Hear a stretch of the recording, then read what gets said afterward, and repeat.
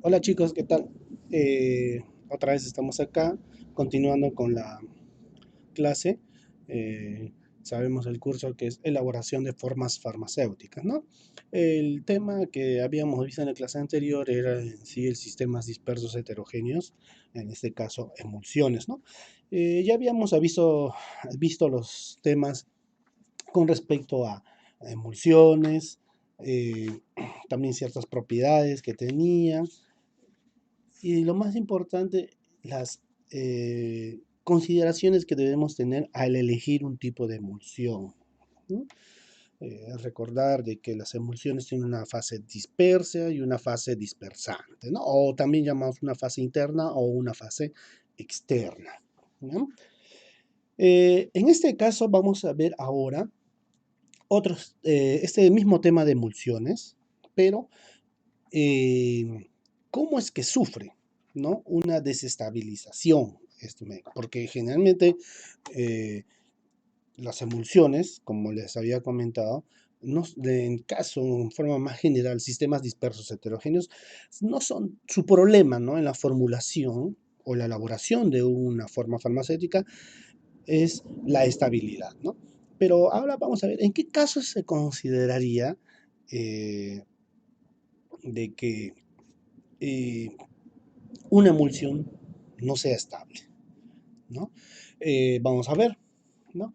Causas que desestabilizan las emulsiones, ¿no? Hay que considerar que una emulsión para que sea estable tiene que cumplir ciertos requisitos. Uno es el tamaño del número de gotas, ¿no? Con respecto a la fase, ¿no? Externa, pero bueno, podríamos decir el tamaño de gotas en una cantidad, ¿no? De tamaño de la fase externa. Pero hay bastantes tipos, ¿verdad? En este caso son tres, ¿ya? Entonces, la primera causa de desestabilización de emulsiones son las causas físicas, ¿ya?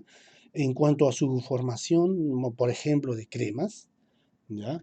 Eh, Ocurre cuando un sistema está en reposo y es debido a la acción de la gravedad, ¿no? Y a la diferencia de ciertas densidades que tienen estas moléculas. Ya, entre la fase interna y la fase externa, ojo, hay una diferencia entre gravedades en la cual puede causar una desestabilización ya física. También hay que considerar de que ese tipo de desestabilización puede ser reversible, ¿no? ¿Cómo lo hacemos reversible? Simplemente agitando el producto o la forma farmacéutica, ¿ya? Con la agitación, ¿no? El problema desde su punto de vista farmacéutico, ¿ya? No es que va a ser homogéneo, por si acaso, sino que vamos a, ¿no? Tener más estabilidad con respecto a esta forma farmacéutica, ¿ya? Eh, Hay que también considerar que se pueden formar floculados. Los floculados son, como les digo, ciertas características de agrumación, ¿ya? De partículas, es como si fuera un cúmulo, ¿no? Eh, en la cual esas perjudican, ¿no? A la estabilidad y por lo tanto ya no va a tener una, ¿no? Dispersión homogénea, ¿ya? Eh, También hay que ver el tema de las coalencias de gotículas, o sea, cuando hay una ruptura entre las emulsiones, ¿ya? Este proceso en el cual se forman gotas mayores, o sea, de gran tamaño y otras gotas de menor tamaño, ¿ya? O sea, tienen su origen por esa tensión interfacial que ya habíamos hablado anteriormente entre la fase acuosa y la fase oleosa, ¿ya? Si este proceso continúa, se produce la separación de las fases, ¿no? Ya no van a tener las mismas consideraciones, o sea, se separan y como ustedes habrán visto, como ejemplo, el agua y el aceite se separan, ¿no? El agua para abajo, el aceite arriba. Y esta tiene solución, ¿ya? Esta se soluciona, ¿ya? Pero se necesita agregar ciertos tensioactivos o emulgentes, ¿ya? Pero, ojo, no es agregar cualquier tensioactivo. Hay que saber qué tipo de tensioactivo agregar, ¿no? Bueno, luego tenemos las químicas, ¿ya? Se habla más o menos de las incompatibilidades de componentes, ¿sí? En este caso de acá, son los tensioactivos tal vez de carga opuesta, ¿no? También puede deberse a unas precipitaciones. O si no, agregamos compuestos que son insolubles, ¿no? O ocurren reacciones químicas, ¿ya? Como oxidación, hidrólisis, enranciamiento, ¿ya? En sí, para aclararles, enranciamiento quiere decir que la parte lipofílica se le agrega el oxígeno, ¿ya? Es como la grasa. A la grasa ustedes lo dejan en el medio ambiente y con un tiempo se vuelve rancio, ¿no? ¿Por qué? Bota otro olor característico, ya no como el original. ¿Y por qué? Porque químicamente es que se ha agregado un grupo de oxígeno y eso ha cambiado, ¿no? Su estructura química y también ciertas propiedades. Luego, por último, tenemos una desestabilización a nivel microbiológico, ¿no? Las emulsiones se pueden romper por una contaminación microbiológica, ¿ya? Las emulsiones de fase externa acuosa no van a ser más sensibles a la contaminación, ojo, ¿ya? La contaminación se manifiesta en el aspecto externo de la emulsión, la fase dispersante, ¿ya? Y hay que tener cuidado ahí, hay que considerar ese tipo de, ¿no? Característica. Por eso es de que ciertas formas farmacéuticas debemos de agregar ciertos, ¿no?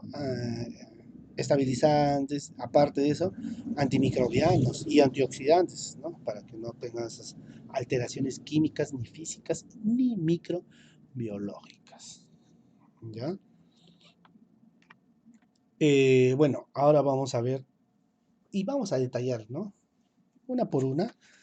Bueno, ya les hice un resumen, pero pues, siempre es bueno repetirlo. En caso de propiedades físicas, por ejemplo, en la formación de cremas, ¿no? Por la acción de de la gravedad o por la diferencia de densidades, tanto en la fase externa como en la fase interna, se puede producir una estabilidad. Por lo tanto, puede ser un efecto reversible simplemente cuando la agitamos, ¿ya? Ahora, si hablamos de coalescencia de gotículas, las gotas se unen y se producen una separación de fases. Acá sí va a ser un poco más difícil porque la acción es irreversible, ¿no? Otra, la formación de agregados, ¿ya? Hay dos tipos de agregados, pero primero el agregado es unión de glóbulos, ¿ya? De las fases dispersas, o sea, la fase dispersa. Podemos llamar, ¿no? Floculados, por ejemplo, vamos a ver los tipos, ¿no? Son dos tipos, ¿no? Los floculados y los coagulados. Los floculados son redispersables, ¿ya? O sea, se pueden dispersar de nuevo. En caso de los coágulos o coagulados, son difícilmente redispersables, pero tienen un efecto reversible, ¿ya? Lo importante en eso, que podemos recuperarlo prácticamente a su estado inicial. Luego tenemos la inversión de fases, ¿no? La emulsión, ¿no? Se nos puede cortar, ¿no? Por este fenómeno. Ocurre en emulsiones que tienen una elevada concentración de fase interna. O podemos decir que hay mucho, ¿no? Soluto, podremos decir, pero no vamos a tomar con ejemplo soluto porque no es homogéneo, ¿no? La fase dispersa se eleva mucho su concentración. Por eso es que hay eh, rompimiento, podemos decir, se pueden cortar, ¿no?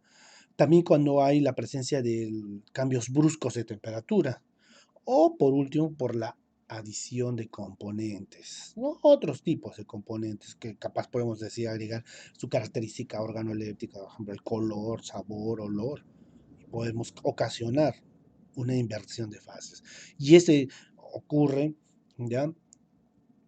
En la cual ya no va a poder ser reversible, o sea, es irreversible, ¿ya? Luego tenemos el crecimiento de Oswald, ¿ya? O también podemos llamar difusión molecular.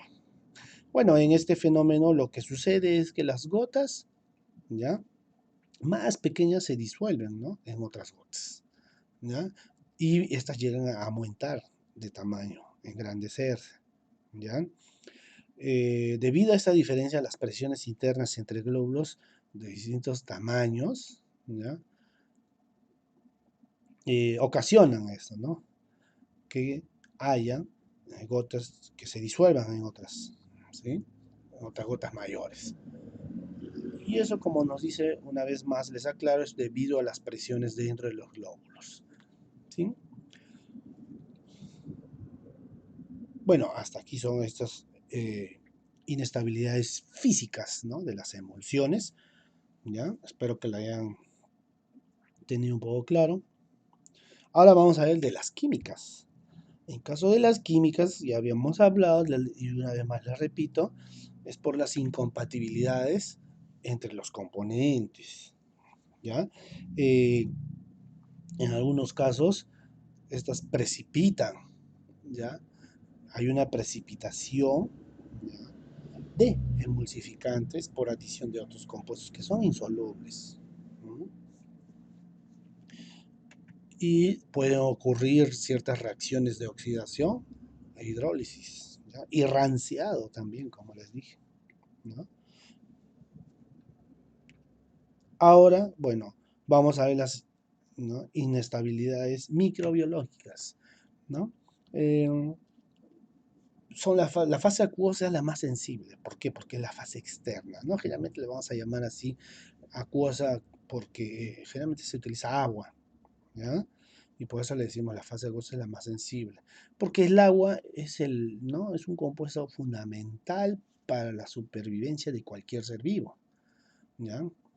Y en la cual nos pueden manifestar, ¿no? Diferentes aspectos externos, ¿ya? Puede cambiar, puede variar su, ¿no? Su estabilización por la ruptura, ¿ya? De ciertas, ¿no? Sustancias que existen en esa emulsión. Bueno, eh, como vemos ahí, una vez más, en ese gráfico le ponemos, ¿no? Son gotas de aceite, se está agregando para que se, ¿no? Diluya con la fase dispersante, pero como vemos no llega a diluirse. Por eso que a veces se necesitan los emulsificantes o tensioactivos, ¿ya? En primer lugar, los tensioactivos son los que estabilizan, ¿ya? Termodinámicamente la emulsión, eso recuérdenlo siempre, ¿ya? Desde el punto de vista electrostático, estas favorecen, ¿no? Que las partículas se repelen, estén bien, ¿no? Distantes y puedan tener unas soluciones más equitativas, ¿ya? Eh, También podemos estabilizar la emulsión mecánicamente, ¿ya? Eh, pero bueno, siempre se va a necesitar tensioactivos, ¿ya? Eh, Ahora vamos a ver lo que son las preparaciones. Le vamos a hablar en forma superficial porque eso lo tenemos que realizar en prácticas, pero siempre bueno que ustedes conozcan, ¿no? Preparación de emulsiones, ¿ya? Tenemos, por ejemplo, lo primero que se hace, formación de emulsiones mediante dispersión, ¿ya? Acá es donde se produce una ruptura entre la fase interna en gotas, ¿ya? Y estas gotas deben estabilizarse, ¿no? En la fase continua, o sea, en la fase externa, ¿ya? Antes de que se produzca coalición, ¿no? Que habíamos dicho que era la coalición, ¿no? Era la ruptura, ¿no? De la emulsión, ¿ya? Y la cual son irreversibles si es que se produce esto, ¿ya? Se forman, ¿no? Dos fases, ¿no? Así que hay que tener cuidado eso. Luego tenemos la otra, la dos, que es la inversión de fase, ¿ya? Si la emulsión sea aceite en agua, tenemos que empezar a preparar lo contrario, ¿no? Agua en aceite concentrado. De tal manera, ¿no? De lo que predomina es la fase interna y la fase externa forma una fina película, ¿no? Entre la fase interna que va a ser muy inestable, pero se va a reponer, o disculpe, se va a romper fácilmente en gotas, ¿no? Luego tenemos la otra fase, ¿no? o la otra etapa, que es la temperatura de inversión de fases. Se basa en el efecto que ejerce la temperatura con la solubilidad relativa de estos tensioactivos, ¿no? En ambas fases, ojo, que tienen que actuar ahí, ¿ya? Eh, Luego tenemos agitación interminente. Eso quiere decir que el tiempo que estamos agitando la emulsión es de igual de importante que la temperatura, ¿ya? Y juega un papel importante, ¿no? En la estabilización de las emulsiones, ¿ya?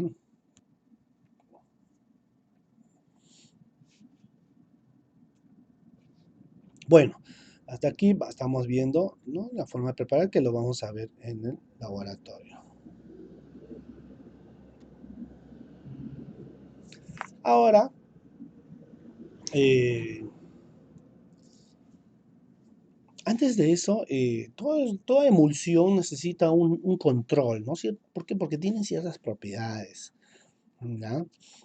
Una característica es el tamaño de las gotas o del glóbulo. También se puede hacer el control mediante el método de la gota, ¿ya?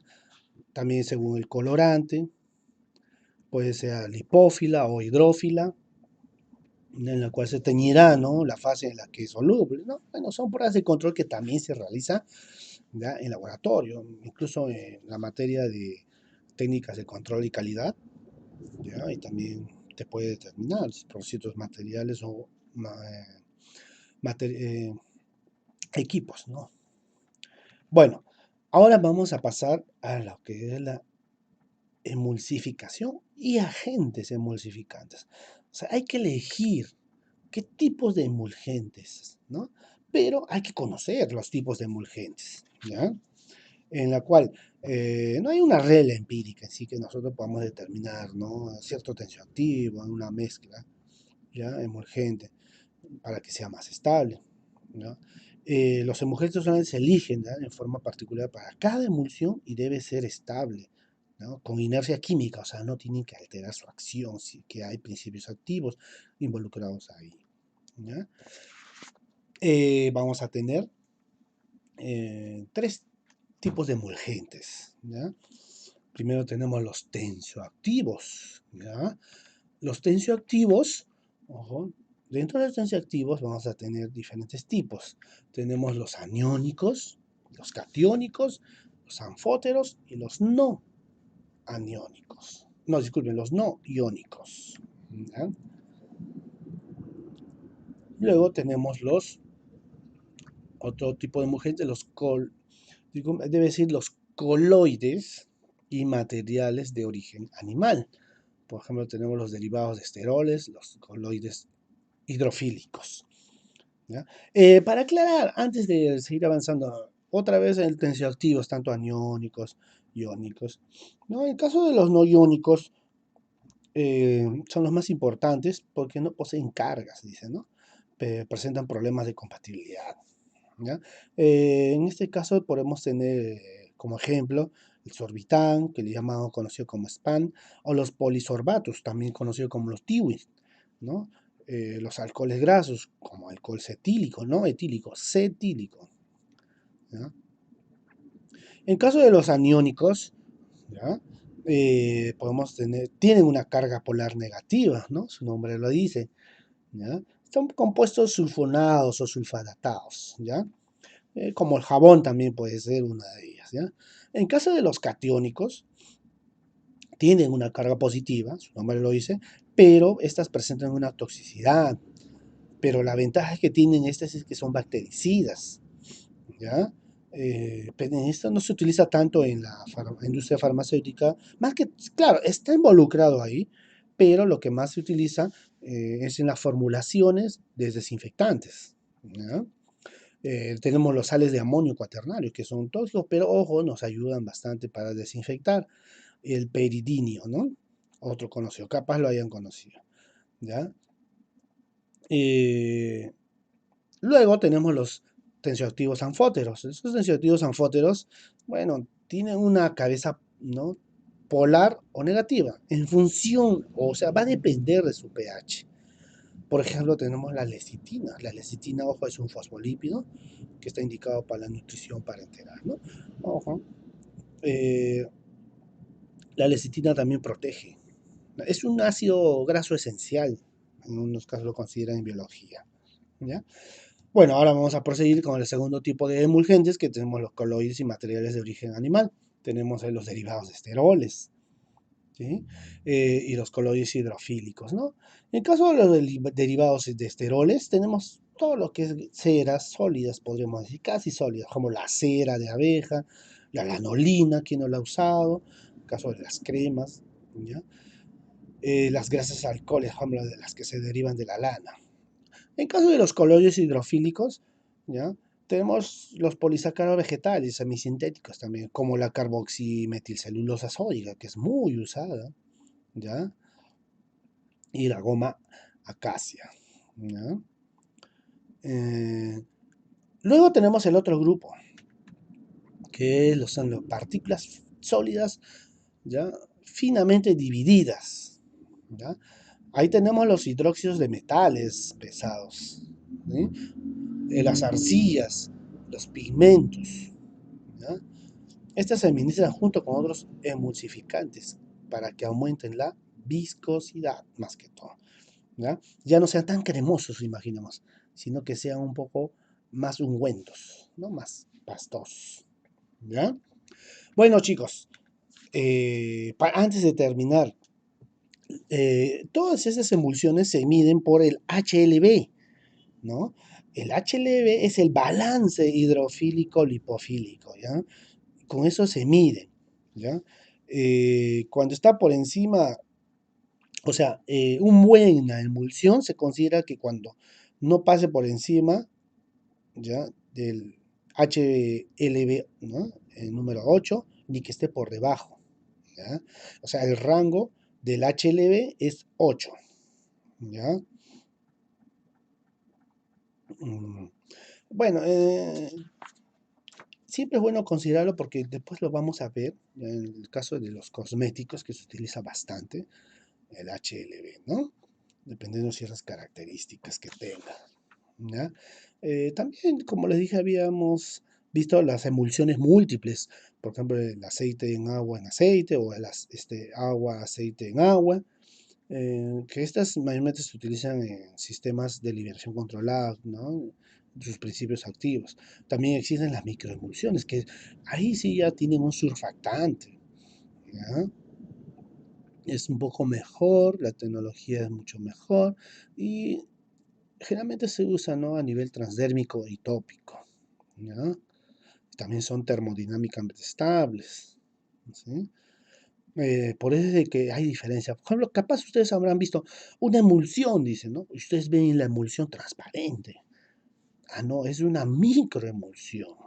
Por eso es transparente. En cambio, una emulsión normal es opaca. Las gotitas, bueno, varían en micras, ¿no? Es una microemulsión, pero de la microemulsión más pequeña que una micro, ¿ya? En una emulsión son homogeneizada, ya que en microemulsión es espontánea. Pero ojo, en las emulsiones no son estables termodinámicamente. En cambio, las microemulsiones son estables, ¿ya?